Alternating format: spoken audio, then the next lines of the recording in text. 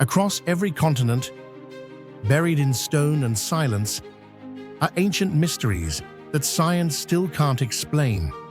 How were 1,000-ton stones lifted without machines? Who built underground cities no one claimed? And why do so many ancient texts speak of knowledge that shouldn't exist? This is 1 hour of the greatest archaeological enigmas that continue to defy everything we think we know about history. It was the first city on Earth, and then it vanished. Before the pyramids rose, before the first pharaoh reigned, and long before Babylon carved its place in history, there was Eridu, a city so ancient, so sacred, that the Sumerians believed it was founded by the gods themselves. It was here, they claimed, that civilization began, not with tools or war, but with divine authority descending from the heavens. For centuries, Eridu thrived. Its temples reached toward the skies, its priests channeled wisdom from the god Enki, and its people laid the foundations of everything we now call civilization. But then, it was abandoned, not by fire, not by conquest, but by silence, as if an unseen force called its people away, forever. Why would humanity walk away from its own origin? What secrets did Eridu carry, so powerful, so sacred, that it had to be erased? The ruins remain, the myths remember, but the answers, they're still buried in the sands of southern Iraq, waiting to be uncovered. But what do you think happened to Eridu? Was it climate change, divine abandonment, or something far more mysterious? If this was the first city of the gods, why did they leave it behind? Drop your theories in the comments. Let's unravel this mystery together. According to the ancient Sumerian king list, Eridu was the first city where kingship descended from heaven. This wasn't mere poetry. It was the Sumerians' way of saying that Eridu was the starting point of divine rule on Earth. In their cosmology, the gods themselves selected Eridu as the cradle of human civilization, and it is often referenced as the first city built after the Great Flood, a sacred foundation of the post-Diluvian world. In the myth of Enki and the world order, the god Enki, Ea, deity of water, wisdom, magic, and creation, was said to dwell in Eridu's grand temple, Abzu. This temple wasn't just symbolic. It represented a cosmic center where the boundaries between divine and mortal realms blurred. Enki, the benefactor of humankind, dispensed knowledge and lore from Eridu, laying the groundwork for art, science, agriculture, and social order. So important was Eridu that it inspired the very architectural template that would shape Mesopotamian religious design for centuries. The ziggurat, layered temples reaching toward the heavens, mirroring the cosmic mountain where gods resided.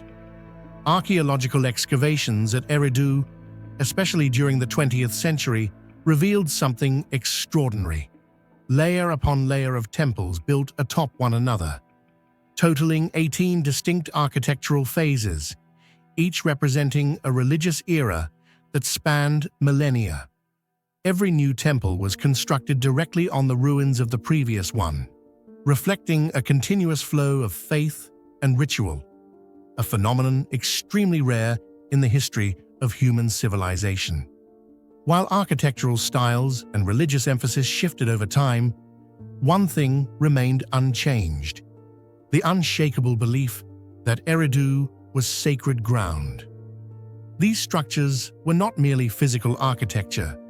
They functioned as spiritual gateways, mud brick stairways not only leading upward to the heavens, but symbolizing a connection to Abzu, the sacred subterranean water realm governed by the god Enki. Across generations, it seems that people felt compelled to reaffirm their bond with the cosmic origin point, the place where gods and humans once communed. These are not just ancient ruins. They are living evidence of a religious center that endured through the ages. Located near the ancient shoreline of the Persian Gulf, Eridu possessed an ideal geographic position, close to fertile alluvial lands and within reach of major ancient trade routes. This strategic location transformed Eridu into a thriving cultural hub, where religious rituals, political authority, and technological advancement coexisted and reinforced one another. More than just the first city, Eridu served as a cultural foundation for the entire Sumerian civilization.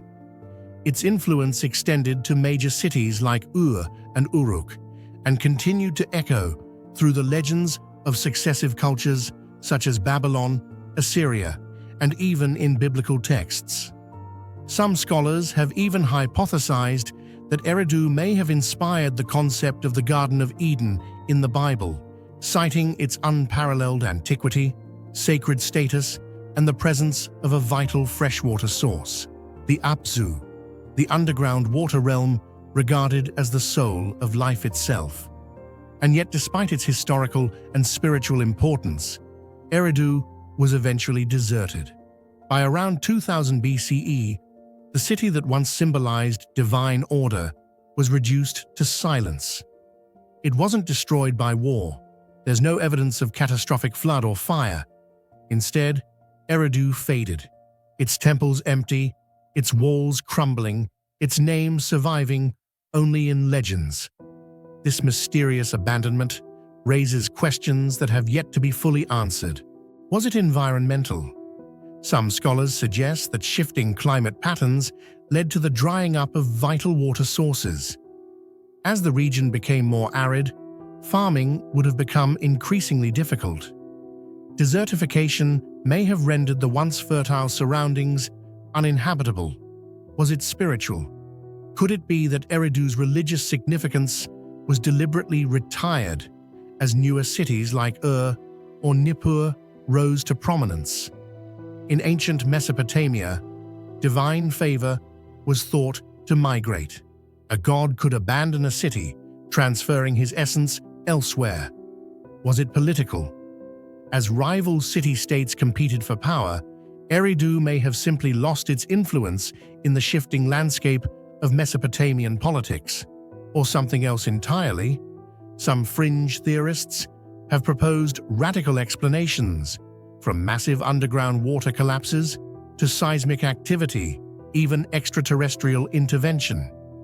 While these remain speculative, the truth is that no single theory fully explains the eerie calm of Eridu's fall. Unlike cities that were violently overrun or dramatically collapsed, Eridu's disappearance was quiet, almost ritualistic, as though the very soul of the city had been withdrawn. To this day, no text, no tablet, no inscription explains what happened. We are left with only silence and the ruins. Perhaps that silence was intentional. Perhaps Eridu had served its cosmic purpose. As the myth goes, once Enki had gifted humanity with knowledge, perhaps the city, his holy seat, was no longer needed. Civilization had taken root elsewhere. The gods had moved on, and so had the people. But the mystery remains. What makes Eridu so haunting is not just that it was first, but that it was first to be forgotten. Today, Eridu lies in ruins, near the edge of modern-day Tel Abu Shahrain in Iraq. Few tourists visit. Few locals even speak of it. Yet it remains one of the most sacred sites in human history, an origin point not just of buildings and kings, but of our very idea of civilization. It's where the gods came down, where temples were built to reach the heavens and the underworld alike. And then, it's where people simply stopped returning. A paradoxical monument to both our beginnings and our amnesia. What do you think? Why would such a sacred, prosperous city be abandoned without a trace? Was it nature, fate, or something far more mysterious? Let us know your theories in the comments. Whispers of an Empire, hidden in sacred verses. We all know the names: Atlantis, Lemuria, El Dorado, civilizations said to be lost, buried beneath oceans, or swallowed by myth. But what if one of the greatest of them all didn't sink beneath the sea, but was hidden in plain sight within the ancient scriptures of a living culture? Long before Egypt raised its pyramids, before Babylon built its towers, there may have been an empire in India so advanced, so powerful, that its memory was transformed into legend, its history encrypted in hymns, its technologies mistaken for the tools of gods. This is the story of the Rama Empire, not carved into stone tablets, but encoded in mantras, scattered across the Ramayana, the Mahabharata, and the Vedas. It speaks of flying machines, cities of light, weapons that shook the sky, a civilization that, according to some, achieved greatness beyond what modern science can fully grasp, and then vanished without a trace. But were these sacred texts speaking in metaphor or memory? Let's take a deeper look into one of the greatest historical enigmas ever whispered by human civilization. Do you think ancient texts could be preserving real memories of lost civilizations? Or are we just reading too much into metaphor and myth? Let us know your thoughts in the comments below. Which side are you on? History or legend? What makes the story of the Rama Empire truly extraordinary is the unshakable presence it holds within ancient Hindu texts. The Ramayana, the Mahabharata, and the Vedas, some of the oldest religious and philosophical works in the world, do not merely hint at a great civilization. They paint vivid portraits of sprawling cities, advanced governance, incredible technologies, and a way of life that far surpasses what traditional historians associate with the ancient world. Take, for instance, the Ramayana, attributed to the sage Valmiki. It chronicles the life of Prince Rama, his exile, battles, and his kingdom of Ayodhya, a city described with such grandeur that it rivals any known in ancient history. The Mahabharata, too, recounts cataclysmic wars, fought with weapons of unimaginable power, involving kings and sages who commanded aerial vehicles, used precise targeting systems, and referred to forces that eerily resemble modern-day technologies. Even the Rig Veda, considered one of the oldest books in any Indo-European language, speaks of vimanas, flying chariots that could move in multiple directions, ascend rapidly, and travel great distances across the sky. These aren't vague poetic devices. They're described with mechanical precision, listing materials, fuels, and operational protocols. In some interpretations, even hinting at ion propulsion or mercury vortex engines. For many, these passages are allegorical, symbolic representations of spiritual truths, but for others, they suggest something more. That ancient India once hosted a civilization that achieved a level of technological and societal advancement, lost to time and buried under layers of allegory and spiritual metaphor. Proponents of the Rama Empire theory often point to Mohenjo-Daro and Harappa, major cities of the Indus Valley civilization, as possible remnants of this forgotten empire. These sites boast remarkably advanced urban planning, straight roads, sophisticated drainage systems, multi-storied houses, standardized brick dimensions, and even public bathhouses. What's striking is how early these cities appeared, over 4,500 years ago, and how suddenly they vanished, leaving behind no clear traces of who built them or why they fell. Some archaeologists argue they were simply part of the Indus culture.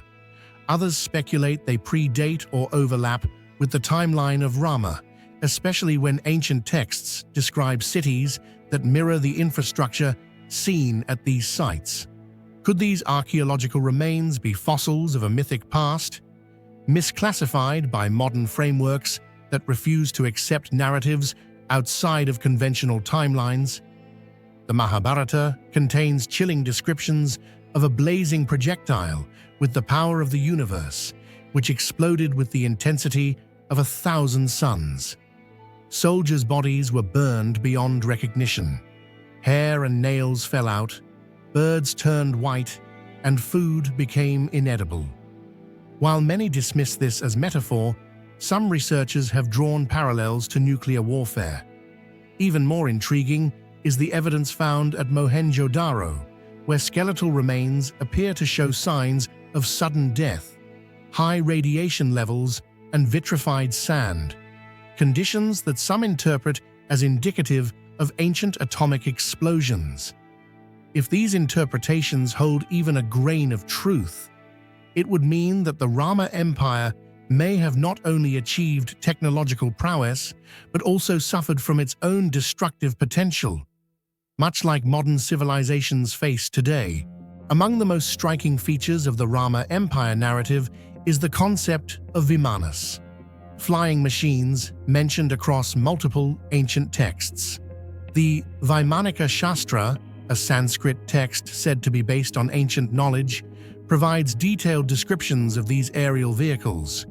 It speaks of various types of Vimanas, their propulsion systems, control mechanisms, and even countermeasures used in aerial combat.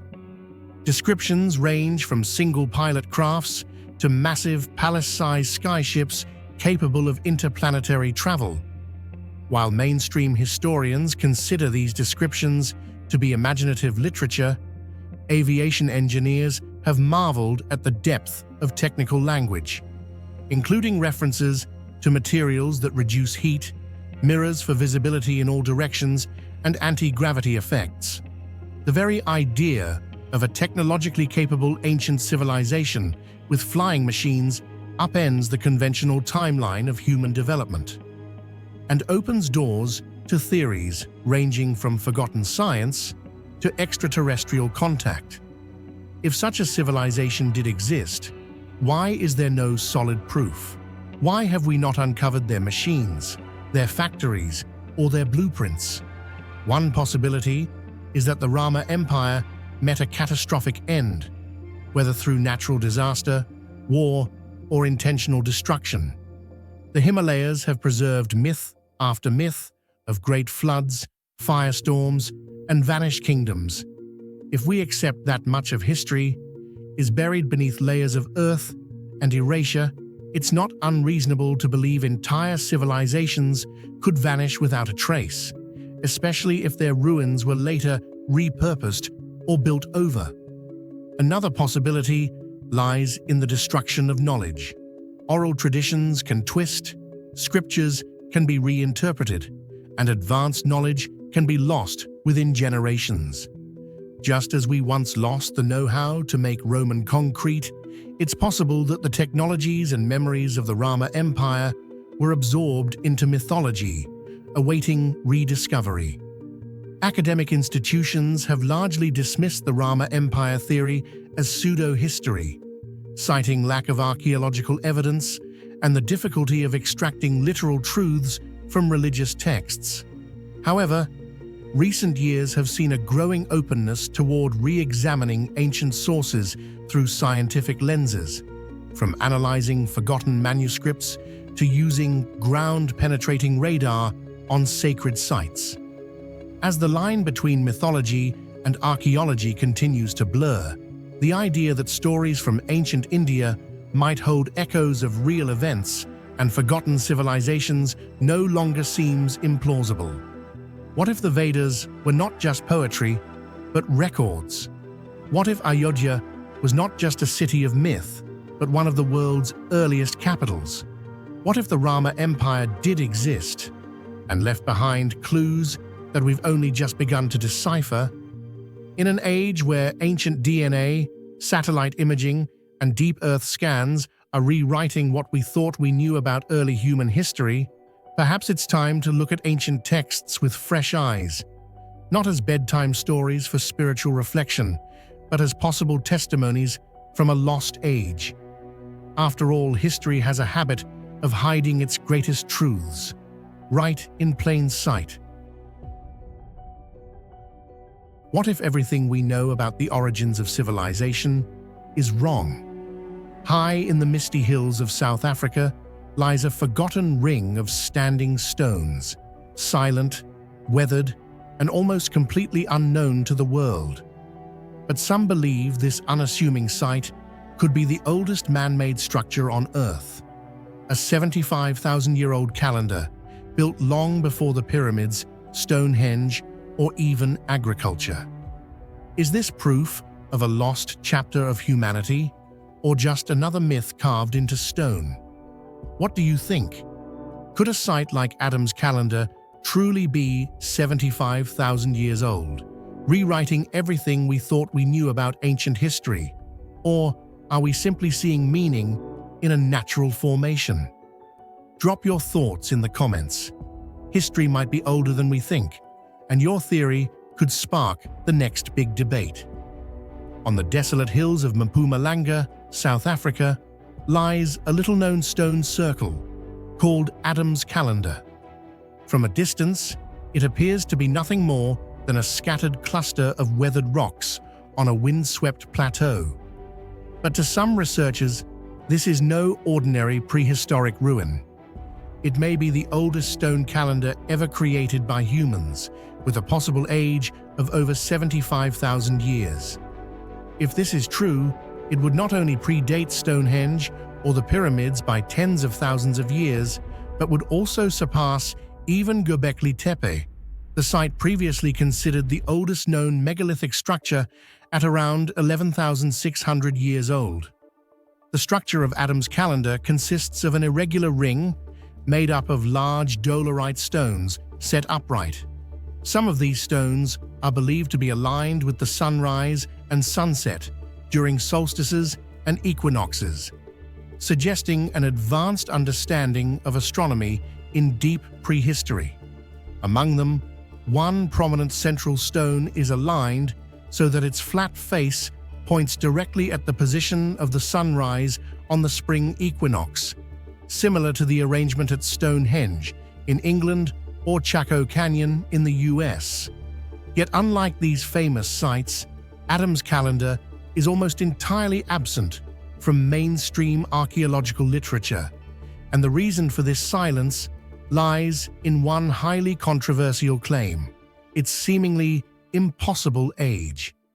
At the heart of Adam's calendar's mystery is the radical proposition made by two South African researchers, Michael Tellinger, a writer and alternative historian, and Johann Heine, a pilot who first noticed the site while flying overhead.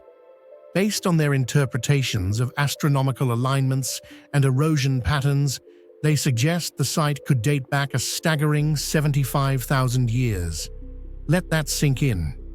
If true, this would rewrite not just African history, but global human history.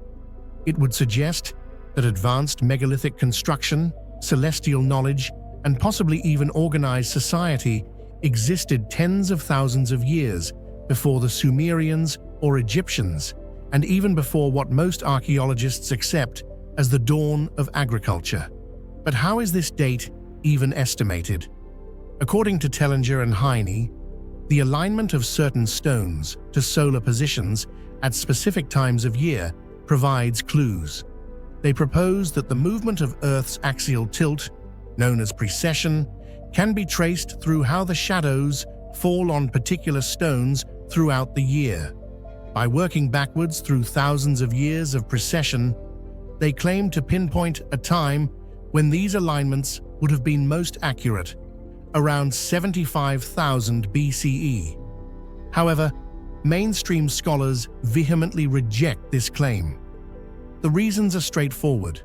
The dating is not based on carbon dating, stratigraphy, or any standard archaeological method. There are no associated artifacts, no human remains, no pottery, no tools, just stones. This lack of context makes it nearly impossible to assign a reliable date. Even more damning, critics argue that the supposed astronomical alignments could be coincidental, or the result of natural erosion and stone shifting over thousands of years. Many geologists believe the stones could have cracked and tilted over time, invalidating any original orientation. In essence, the 75,000-year claim is an outlier based largely on interpretation, not measurable evidence. The calendar is not alone in this landscape. Across southern Africa, particularly in Zimbabwe and South Africa, lie thousands of stone circles, many still buried beneath soil and vegetation. Some researchers speculate they were cattle kraals or settlement boundaries, while others, like Tellinger, see a grander picture, a sprawling ancient civilization, possibly powered by sound and vibration, technologies far beyond our understanding. These ideas often bleed into pseudo-archaeological territory, where science meets mythology. In this case, the mythology includes the Anunnaki, extraterrestrial beings allegedly referenced in ancient Sumerian texts. Some theorists believe Adam's calendar served as a landing site, energy node, or navigational tool for these ancient visitors, and may have played a role in a prehistoric gold mining operation. Indeed, the region is rich in gold deposits, and mining activity in southern Africa dates back thousands of years. But to link this with alien interventions or civilizations from 75,000 years ago without material evidence requires a leap of faith many academics refuse to make. One of the central questions sparking debate among researchers about Adam's calendar is this: if the site is truly 75,000 years old, then where is the rest of the civilization that built it? In archaeology, the signs of an organized society typically include domestic architecture, tools, roads, pottery, or burial sites. Yet at Adam's calendar, no such material evidence has ever been found. This raises a bold and haunting hypothesis. Could there once have been an ancient civilization that was entirely wiped out by natural disaster, climate change, or simply erased by time? From a more grounded perspective, many scholars believe the site may not be as ancient as claimed. It could very well be a ceremonial or astronomical site built by Iron Age communities. However, the lack of formal archaeological excavation has left Adam's calendar in a state of limbo, suspended between two extremes: a forgotten heritage site and a legend steeped in speculative myth. Regardless of its true age, Adam's calendar plays an important role in igniting public curiosity about ancient knowledge, lost civilizations, and the deeper origins of human consciousness. It compels us to re-examine the timeline of history, which has long been viewed as linear and complete. The existence of such an undeciphered structure sparks lively debate, from unorthodox scientific theories to profound philosophical reflections about just how much we may have forgotten from our past. In a world where history is still largely told through a Western lens, Adam's calendar also holds symbolic value as a representation of the cultural depth and enduring mystery of ancient Africa, a continent considered the cradle of humanity, yet often left out of mainstream narratives about civilization. It reminds us that perhaps countless secrets still lie buried beneath our very feet, waiting to be uncovered. Is Adam's calendar truly the oldest megalithic site on Earth, a relic of a lost world, or merely a misunderstood pile of rocks? The answer depends on what you're willing to believe. While mainstream science demands evidence, alternative history dares us to imagine. And between those two lies a stone circle that refuses to be ignored. Could Adam's calendar truly be 75,000 years old? Or are we seeing patterns and purpose in something nature, or much more recent humans, left behind? Let us know your thoughts in the comments below. Do you think the Great Pyramid of Giza is the oldest structure in the world? Think again. Hidden in the forested highlands of West Java, Indonesia, an unassuming hill is slowly revealing a secret that could overturn the entire history of humanity.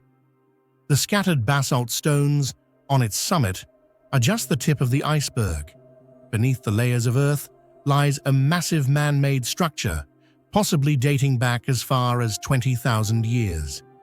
Researchers believe this is not merely an archaeological site, it could be a buried pyramid, larger than any ancient monument we've ever known. If this is true, then Gunung Padang is not just a relic of the past.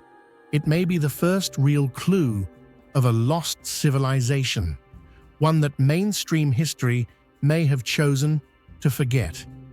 If a pyramid older than those in Egypt is hidden beneath the ground in Indonesia, does that mean the entire history we've been taught needs to be rewritten? What do you think about the possibility of a buried, lost civilization? Share your thoughts in the comments. For centuries, the local people regarded Gunung Padang as a sacred site, tied to legends of ancient kings and deities. However, it wasn't until the 2010s that modern scientific investigations revealed something astonishing. Gunung Padang might not be a natural hill at all, but a massive man-made structure cloaked by time.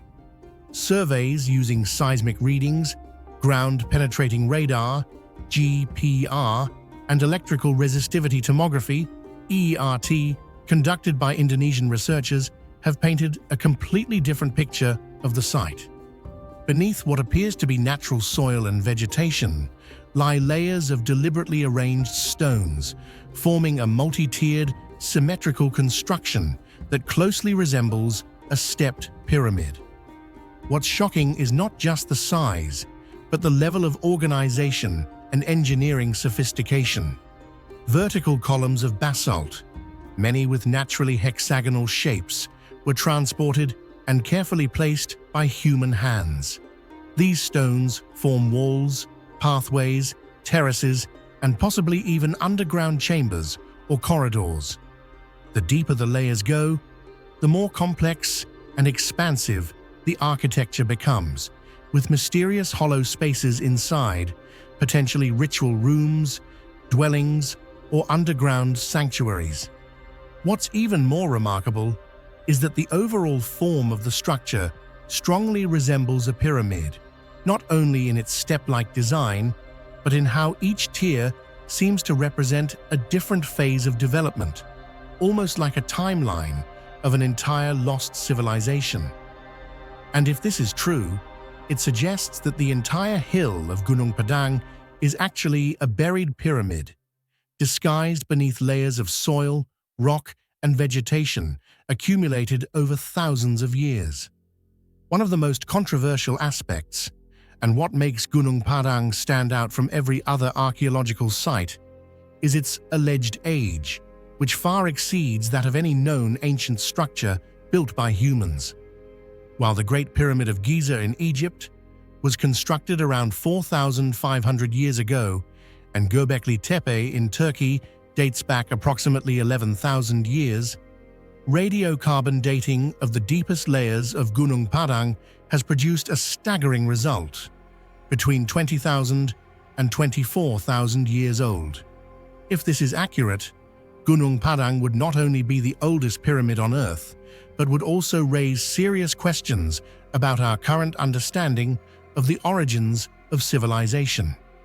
According to traditional historical theory, humans in the Stone Age lived in small groups as hunter-gatherers, without the capacity for construction, social organization, or structured belief systems. But a structure as large and complex as Gunung Padang, if truly built 20,000 years ago, would prove the existence of a highly organized society, capable of labor division, architectural planning, and abstract thinking, the foundational traits of true civilization. Although this dating remains a topic of debate, the consistency of results across multiple testing methods makes it difficult to dismiss. If confirmed, Gunung Padang would not merely be an archaeological site, it would become the first physical evidence of a lost chapter in human history. Beyond its remarkable depth and age, the way Gunung Padang was constructed has also astonished researchers. The naturally prismatic basalt blocks were roughly yet precisely cut, then stacked into interlocking, load-bearing layers resembling walls, terraces, and platforms, a construction technique that required structural understanding and planning far beyond what is typically attributed to the Stone Age. Notably, some of the stones show signs of being drilled, carved, or grooved, indicating that they were not only used for building, but were also intentionally shaped, possibly for symbolic, ritualistic, or functional purposes. In addition, researchers discovered traces of a natural adhesive compound used between the stone blocks, quite possibly a form of ancient cement. If this is confirmed, it would represent a major technological leap compared to what we previously believed about prehistoric human capabilities. Ever since the discoveries at Gunung Padang were made public, the site has become the center of an intense debate between two opposing camps: mainstream archaeologists and those who believe in the existence of a forgotten civilization. Supporters emphasize that the data from seismic surveys, radiocarbon dating, and architectural features clearly point to a large-scale, man-made structure, too obvious to dismiss. However, critics argue that geological analysis alone is not enough to prove human construction, and that the sampling methods used so far lack strict standardization according to international scientific protocols. The controversy remains unresolved, but despite the disagreements, Gunung Padang has already raised an important question. Do we truly understand our own past, or have we only glimpsed the surface of a much deeper, buried history?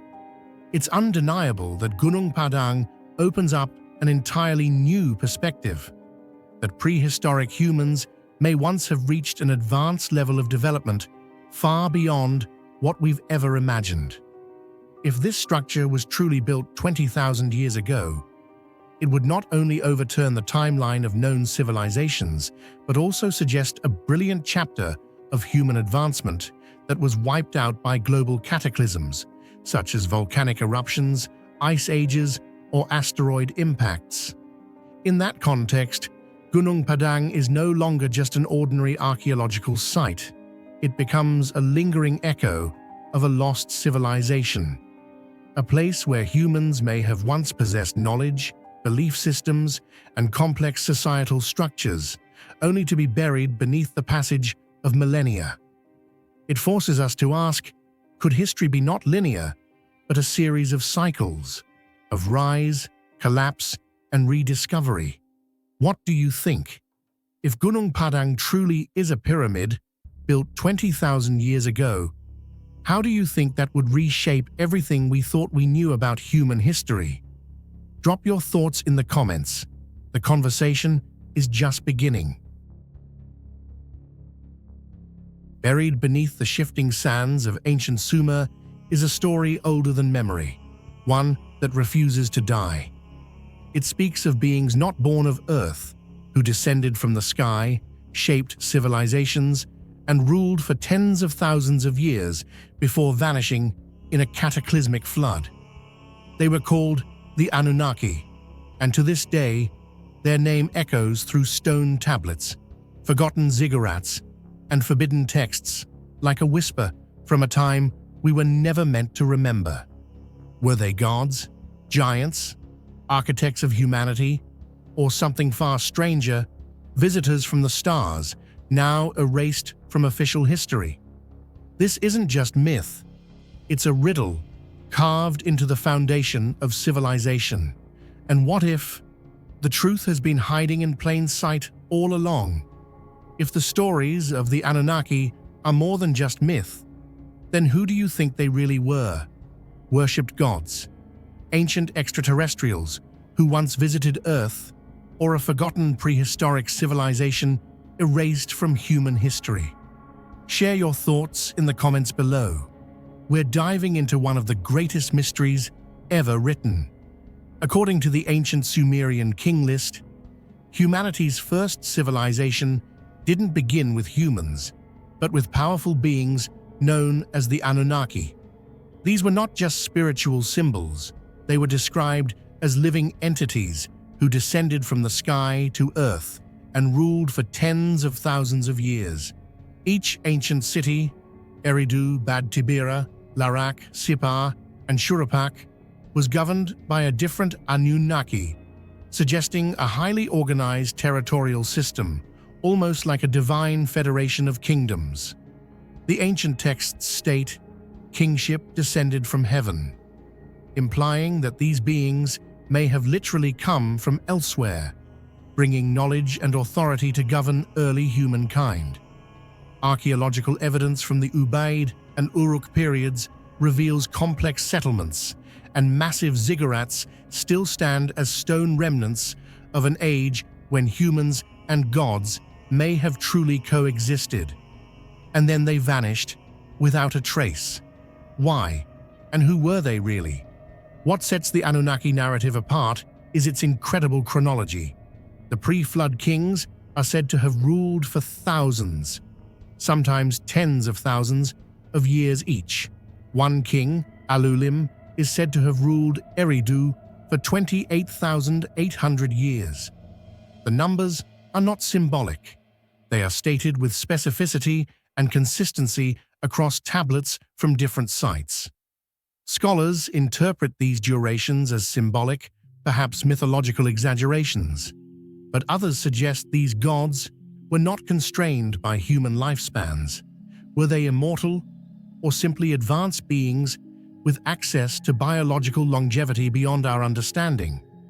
The myth of a global deluge is one of the most persistent cross-cultural memories in human history. Found in the Epic of Gilgamesh, the Bible's Book of Genesis, Hindu texts, and even Andean legends, it seems to point to a traumatic planetary event, an erasure and a rebirth. In Sumerian tradition, the gods grew weary of humanity's noise and disobedience. Enlil, the chief deity, decreed destruction by flood, but Enki, sympathetic to humanity, warned a mortal, Ziusudra or Utnapishtim, to build a great boat. Did the flood mark the end of the Anunnaki's rule? Were they destroyed, or did they retreat, perhaps to the heavens from which they came?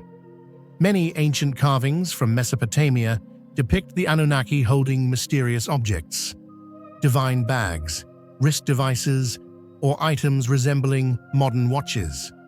Some images even show them interacting with symbols, energy, or tools that resemble technical instruments.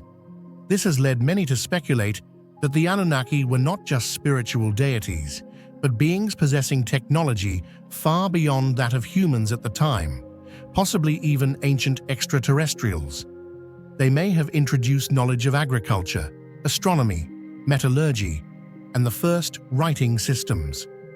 Supporters of this theory often point to the sudden knowledge leap in Sumerian civilization around 3000 BCE, when advanced cities, irrigation systems, legal codes, base 60 mathematics, and even accurate astronomical maps appeared almost simultaneously. Could this be the result of a knowledge transfer from non-human entities who accelerated human development? This is the pivotal crux of the entire Anunnaki narrative, a mystery that has never been fully unraveled. Who were they really? Were the Anunnaki merely symbolic representations of natural phenomena created by ancient imagination to explain an incomprehensible universe? Or were they in fact distorted memories of a species that truly existed, now erased from the official timeline of human history? Some modern scholars argue that the Anunnaki were purely theological constructs, a symbolic model used to legitimize royal authority and social order. However, What makes this theory unconvincing is the striking consistency in the details: names, roles, behaviors, and disappearance sequences, all repeated across different cities, eras, and languages. In every legend, they come from the sky, descend to Earth, guide humanity, and vanish after a catastrophe, often a great flood. The Sumerian king list states plainly, "Then the floods swept over." From that point on, kingship was handed from the gods to humankind. A clear and definitive line was drawn, as if someone had closed the curtain on a forgotten age. But why is that separation so distinct? And why do civilizations so far apart share the same motif? Sky beings who rule and then depart. Could this be more than just myth? Perhaps a collective global memory sealed away through the ages. Skeptics often argue that there is no concrete archaeological evidence proving the Anunnaki were real entities. No bones, no spacecraft, no definitive artifacts. However, in the field of ancient history, the absence of evidence is not evidence of absence, especially when dealing with stories that are over 6,000 years old, worn away by time, war, and cultural censorship. Some theories suggest that such evidence may once have existed, but was sealed away in museums, lost during conflicts, or even deliberately destroyed to avoid controversy. Many alternative scholars turn to forbidden texts like the Book of Enoch, Gnostic scriptures, or the Dead Sea Scrolls, which all speak of beings who once taught humanity, ruled over early civilization, and then mysteriously vanished. Could it be that our collective memory has been reset by a flood, a disaster, or a deliberate decision to bury truths too dangerous to reveal? If what the Sumerians wrote was more than just legend, then we may be facing one of the greatest questions in human history. Did humanity once coexist with another species, these so-called gods, and has since forgotten all memory of them? Ancient civilizations always looked to the sky when speaking of the origins of knowledge. The gods always came from above, and in every tradition, they speak of a great flood that wiped everything clean. Why are these stories so remarkably similar? We call them the Anunnaki, but perhaps the Egyptians called them Neteru. The Maya knew them as Kukulkan. The Hopi remembered them as Kachina. Maybe these are all just different names for the same buried memory. So then, are the Anunnaki merely the product of human imagination? Or are they the sealed-away memory of an ancient truth? Iron tubes embedded in solid rock, in the middle of nowhere. Some say they're natural. Others whisper they're proof of a forgotten civilization. Amid the arid, desolate mountains of western China, far from any traces of ancient human settlement, lies a phenomenon that has left scientists speechless. Ancient metal pipes, embedded deep within rocky cliffs, arranged in a network as if once part of a purposeful transmission system. They are known as the Baigong pipes, but that name alone can't capture the eerie mystery waiting to be unraveled.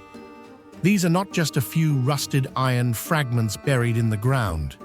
They resemble engineered structures made of materials that don't fully match natural ore, and they may be far older than anything we've ever documented. The Baigong pipes sit at the intersection of geology and unanswered questions. Are they a bizarre trick of nature, or remnants of a forgotten civilization? What do you think these pipes are? Are they just a rare geological coincidence, or undeniable proof of a lost technology we can't explain? Drop your theory in the comments below. Natural formation, ancient engineering, or something else entirely? Let's see which side of the mystery you believe in. The Baigong pipe system was discovered in one of the most remote areas of China, Mount Baigong near Tosan Lake in Qinghai Province. This is a barren highland region with virtually no evidence of ancient or modern human settlement. Strangely, some of the metal pipes protrude from the cliffside near a large cave, while many others are embedded deep underground or submerged beneath the lake. The isolated location has led many to question whether ancient humans could have even accessed this place, let alone constructed anything there. Yet what puzzles scientists even more is the structure of the pipes themselves. They are not just fragments of broken, natural iron. Many segments are perfectly round, with consistent diameters, and some appear to be interconnected like part of a larger system, evoking the image of a deliberately designed conduit network. But the bigger question remains: what was this system for? And who could have created it in an era where no human presence has ever been confirmed in the area? The Baigong pipes vary greatly in size. Some are just a few centimeters wide, while others reach over 40 centimeters in diameter. What's especially striking is that they are not randomly scattered. They follow clear directional paths.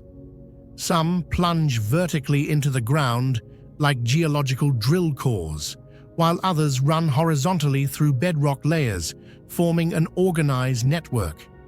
This arrangement suggests a specific geometric logic, distinctly different from common natural formations. If these pipes are indeed man-made, then their creation and installation would have required a high level of technological skill, from selecting raw materials and processing metal to shaping consistently round tubes and embedding them into solid rock. This raises a provocative question. Could there have once been an ancient civilization in this place, one that history has yet to acknowledge or record? Numerous reports note that the pipes are severely corroded, with some nearly fused into the surrounding rock, making it extremely difficult to determine their age. Conservative estimates suggest they may be thousands or even tens of thousands of years old. However, according to the known historical record, no civilization in the Qinghai Highlands at that time would have possessed the metallurgical or engineering capabilities to produce such structures. This has led to one of the most controversial and intriguing hypotheses. Could these be remnants of a long-lost ancient technology, or even a civilization that has been erased from history? What baffles scientists the most is the chemical composition of the Baigong pipes. When analyzed in various laboratories across China, the samples yielded puzzling results. While they are mostly composed of iron-based alloys, they do not completely match the profile of natural iron ore found in the area. According to a report from the Chinese Institute of Geology, the pipes contain an unusually high percentage of iron oxide, along with silica, calcium carbonate, and even trace elements like aluminum and sodium, materials not commonly found in natural iron deposits. This suggests that the pipes underwent some form of processing or alloying, rather than being raw mineral products. Even more astonishingly, approximately 8% of the material found in the pipes could not be identified, according to a report cited by Xinhua News. These unknown origin elements have led some researchers to ask, could these pipes have been manufactured using a technology that is completely unfamiliar to us today? A technology capable of manipulating materials, creating specific alloys, or even synthesizing unusual compounds. Adding to the mystery, in several pipe samples, the outer layers appear to have dissolved and merged with the surrounding limestone, indicating that they have been buried for a very long time and subjected to geological processes lasting thousands of years. If these are purely natural formations, how do we explain their precise tubular shapes? And if they are artificial, why do their alloy compositions not match any known ancient metalworking techniques? Faced with the bizarre nature of the Baigong pipe system, the scientific community is divided into two opposing camps. Some geologists believe the pipes are a rare natural phenomenon, similar to fossilized tubes found in other locations. According to this view, the pipes may have formed when mineral-rich groundwater seeped through decaying tree roots or rock fissures, gradually solidifying over thousands of years into tube-like structures, a process known as ferric pipe formation. However, many skeptical researchers argue that this explanation fails to account for the geometric precision, the relatively uniform lengths, or the unusual alloy composition found in the pipes. They also point out that some pipes are embedded deep within bedrock in clearly intentional directions and even lie beneath the lake bed, places where natural conditions would be unlikely to produce such formations. These factors cast serious doubt on the natural hypothesis. After international media began reporting on the Baigong pipes in the early 2000s, the cave area housing the system was suddenly completely closed off by the Chinese authorities, citing environmental protection concerns. However, this move did not ease public curiosity. Instead, it sparked even more suspicion that something unusual might be hidden there. Many independent researchers and archaeology enthusiasts believe that if the site were made accessible and studied transparently, the discoveries could potentially reshape our understanding of ancient history and long-lost technologies. To this day, no international archaeological team or independent scientific body has been allowed to conduct a comprehensive study and publish peer-reviewed findings about the Baigong pipes. Current information mostly comes from domestic media, semi-official sources, or brief surveys. Yet even this limited data has ignited enduring curiosity. So the question remains, are the Baigong pipes a bizarre product of natural processes, the legacy of an unknown civilization, or something beyond what science can currently explain? At first glance, Lake Fuxian in China's Yunnan province is nothing more than a breathtaking natural wonder. Its waters deep, clear, and serene. But beneath this mirror of tranquility lies something that defies all expectations. A submerged, city-like complex of massive stone structures, crafted with a precision that seems far beyond its time or place. No ancient text describes it. No known culture claims it. And yet the stones are there, laid out in geometric perfection, whispering the story of a forgotten world. Who built this sunken monument? When? And why does its architecture match nothing ever seen in Chinese history? This is not just an archaeological anomaly. It's a riddle at the bottom of a lake, a silent, immovable challenge to everything we think we know about early civilizations. A question for you, the viewer. If the structures beneath Lake Fuxian truly don't belong to any known civilization in Chinese history, then who do you think built them? Could they be the remnants of a forgotten civilization, or something even stranger? Share your thoughts in the comments. Who knows, your theory might just be the missing piece to an unsolved mystery. Discovered in 2001 during sonar surveys and underwater expeditions, the structures rest about 7 to 40 meters below the lake's surface. Sonar images first revealed what appeared to be rectangular and pyramid-like formations.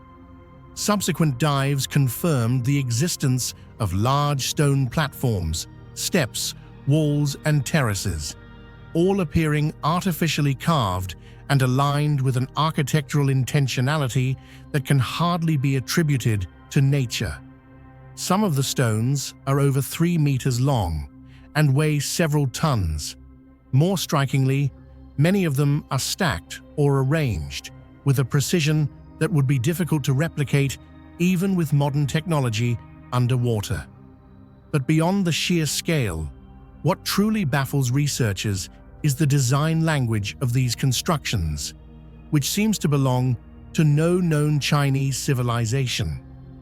Among the ruins, divers found a stone column over 2 meters tall, engraved with what appears to be a humanoid face, flat, expressionless, and stylized like a mask.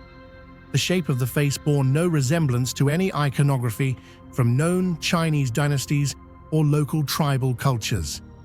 The head was large, the eyes hollow, the mouth absent. Some scholars suggested that it vaguely echoed the massive carved heads of the Olmec civilization in Mesoamerica, though the connection is, of course, speculative. Other structures included what seemed to be large platforms, possibly once supporting buildings or monuments. Some bore shallow carvings or repetitive geometric patterns, not random scratches from erosion, but potentially symbolic motifs or even language-like glyphs. The repeated use of symmetry and alignment suggests a developed understanding of engineering, measurement, and design aesthetics. Perhaps the most astonishing aspect is that no known Chinese culture, from the Neolithic to the Tang dynasty, utilized this architectural style, especially in underwater construction. The structures seem to predate not only the ancient kingdoms of the Yunnan region, but also any known urban development in the area. This has led to speculation that the builders may have been members of a now lost civilization, one that existed thousands of years ago, potentially in a time before recorded history in this part of Asia. The challenge for archaeologists lies in the lack of cultural context. In most cases, ancient ruins can be linked to pottery shards, burial practices, linguistic traces, or mythological references. But the Lake Fuxian site provides none of that. There are no inscriptions that can be reliably translated, no organic remains that have been radiocarbon dated, and no known legends in Chinese history that clearly describe a city being swallowed by the lake. Some researchers have attempted to link the ruins to Yuyuan City, a settlement recorded in Han Dynasty documents as having sunk without trace. But the dating of Yuyuan places it around 200 BCE, while some experts believe the Fuxian structures could be far older, possibly 4,000 to 12,000 years old, based on the wear patterns on the stone and sediment layers. If the more extreme estimates are accurate, that would place these ruins in a time well before the Xia dynasty, which is considered the first Chinese dynasty, dated to roughly 2000 BCE. This pushes the Fuxian structures into the realm of prehistoric Asia, where almost no large-scale stone architecture is known to have existed, and certainly nothing submerged. Several clues support the idea that the structures weren't built by any civilization we know. Unusual angles and terracing. Some stone slabs were arranged in precise right angles, forming stairways or ramps. This is rare in early architecture unless there's a strong cultural or ritual purpose behind it. Monolithic stonework. Unlike traditional Chinese stonework, which often use smaller stones or bricks, the Fuxian structures rely on massive blocks, a trait more commonly associated with Andean or megalithic European architecture. Absence of jointing mortar. Many blocks were fitted tightly without any binding material, which requires a sophisticated understanding of weight distribution and carving precision. Tool marks and engravings. Some surfaces exhibit patterns or lines that hint at tool usage far beyond what local cultures at the time were thought capable of, and in some cases resemble symbols rather than utilitarian etching. All of these details point to the work of an advanced, possibly ritualistic or ceremonial architectural effort. Yet without any identifiable cultural DNA, the site remains unclassified. In the absence of historical connections, alternative theories have taken root. Some suggest that the structures are remnants of a prehistoric civilization, wiped out by a sudden natural disaster, possibly a flood, a glacial melt, or even a tectonic event that raised the water level drastically. However, geologists have found no conclusive evidence of such a sudden event in Lake Fuxian's recent geological history. Others have pointed toward cosmic or alien explanations, especially due to the humanoid face carving and the isolated nature of the site. There are even fringe theorists who claim this could be part of a network of ancient cities, possibly connected to Atlantis-like myths that span multiple continents, echoing tales of lost knowledge and drowned kingdoms. While most scientists dismiss the extraterrestrial angle, they admit that the absence of correlation with any known Chinese tradition is deeply perplexing. The site exists, the stones are real, but the fingerprints of its builders remain missing.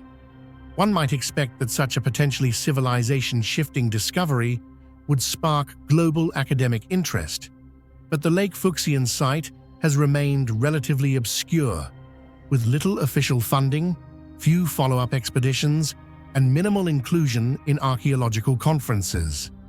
Some point to bureaucratic hesitation, others to the difficulties of underwater research at that depth, and still others to academic conservatism. If something can't be easily classified, it's often ignored.